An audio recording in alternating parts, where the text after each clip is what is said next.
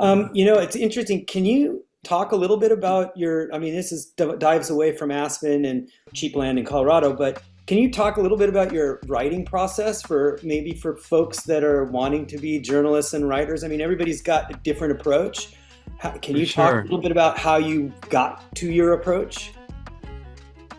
Yeah, so I started writing for my school papers, and then I went away to college, and there was no such thing as a journalism major there.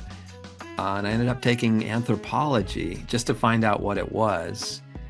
And it was sort of the part of journalism that interested me the most, which is learning about another culture, introducing yourself, getting to ask questions, and then trying to come up with some picture of a subculture, right? Or a place and what made it distinctive. And I kind of thought, you could do deeper journalism this way. If you could figure out a way to spend more time than a journalist usually has, which is just a few hours or a couple days. What if you had, a way to stay longer? And so I started looking for things I could do that didn't cost much or that paid me to do them. And so that's why having those jobs in Aspen was great because it helped me pay the rent. Right. And then after Aspen, I came to New York and I wanted to write about prison. And again, getting a job was the perfect way to research it because I earned a salary. And then I had a sort of intense firsthand experience that was not what other journalists were getting, right? Yeah. Like Real. it was was real. it was real. And in the case of Sing Sing, where I worked for almost a year, it was intense and scary and difficult. And when your raw material is that good, your job is half done, right? Like it, I was remembering, Andy, how you would make incredible sculptures just out of a few minutes with a lump of Play-Doh or clay or whatever your medium was. And I've thought back on that as I've sort of fallen into a groove where I consider my research, my reporting, is the process of putting together the clay, a big lump of clay. And then the bigger it gets, I start to think about its shape and what do I still need? Oh, maybe I'm going to need a little more on this side. It's going to be taller, going to be short, whatever.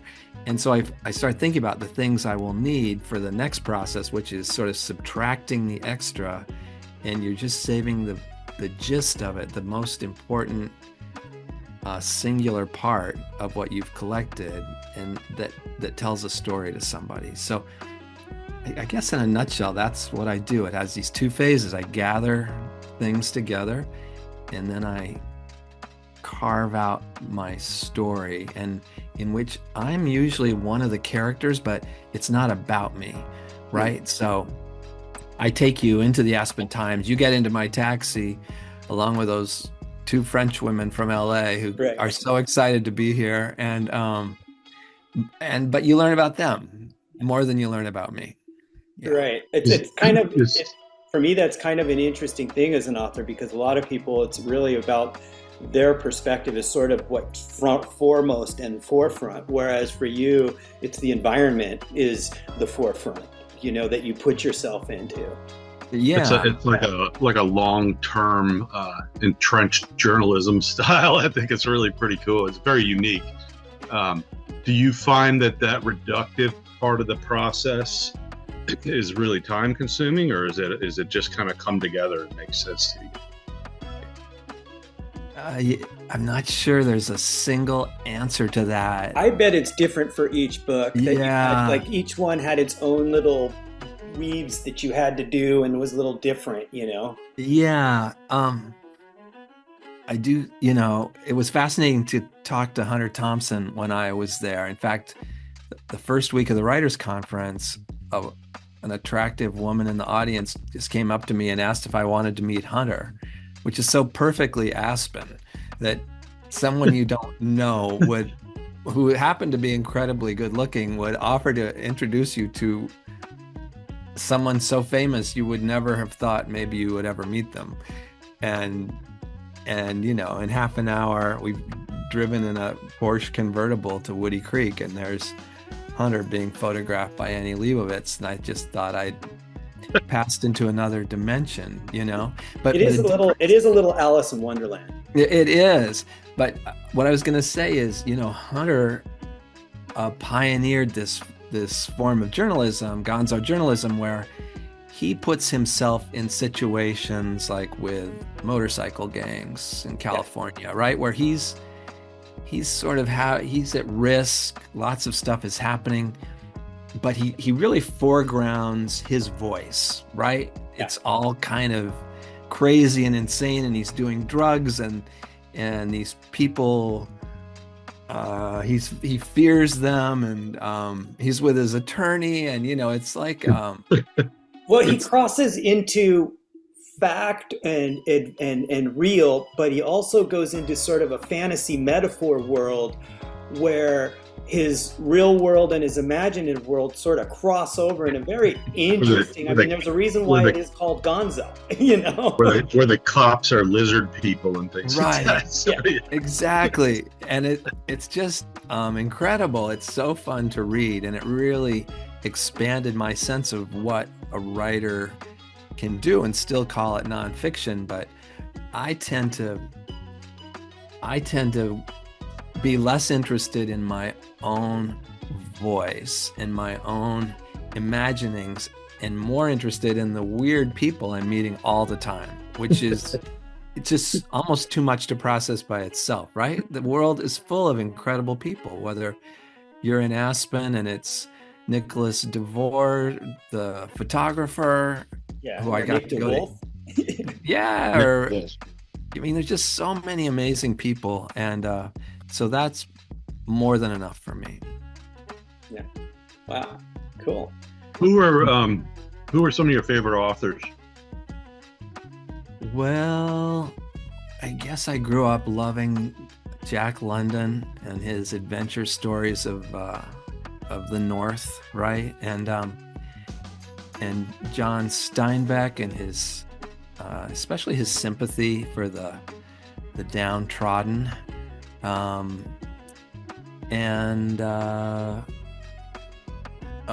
George Orwell for his journalism plus his fiction, Bruce Chatwin for his amazing travel writing,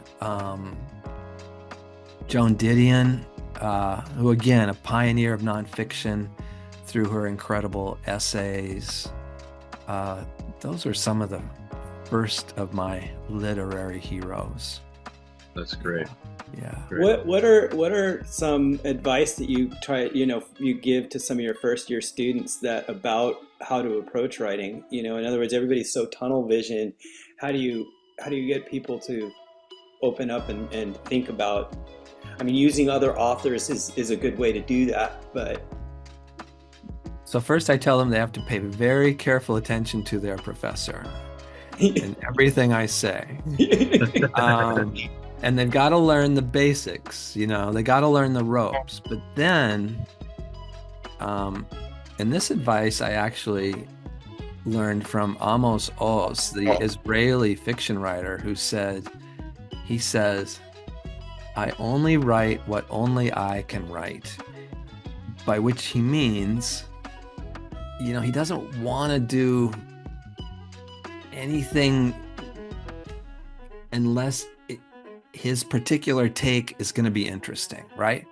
Or his approach is going to be singular and memorable in some way. And I tell students, you know, when you're starting out, that's a very tall order. If you're lucky to get an assignment from anybody or to get a job offer, and especially these days, it's just harder than it's ever been. The ones who really want to still get jobs, but it's such a struggle. And so, yeah, to be able to have that luxury of only writing what only you can write, that's a rare thing, but it's a good thing to aspire to, right? To find a thing that's your passion or your strength and that you can really sink your teeth into and devote yourself to. So I try to steer them toward that. I think that's particularly prescient advice with the chat GPT and all that stuff out there now. AI can write a lot of stuff and a lot of different things, quote unquote, right, or steal, whichever way you look at it. But the one thing it can't write is personal experience. Exactly. Yes. There's no substitute for a thinking individual with their singular past, right? And when I don't know about you, but I'm always thinking, was that review written by AI? Was that product description? Was this news story AI? Was this thing on TikTok AI? And you can't always tell, but I think you can always tell when a person who's a good writer is writing something personal. I feel like a big example for me is they can spit out a lot of interesting facts, but the voice isn't there. Absolutely.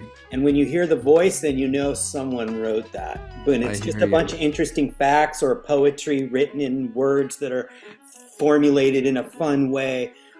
That's AI. But when you can feel the person in what they're saying, that's where the difference is. So it takes a little bit to sort of read and to look at it, I feel like. Yep, I agree with you.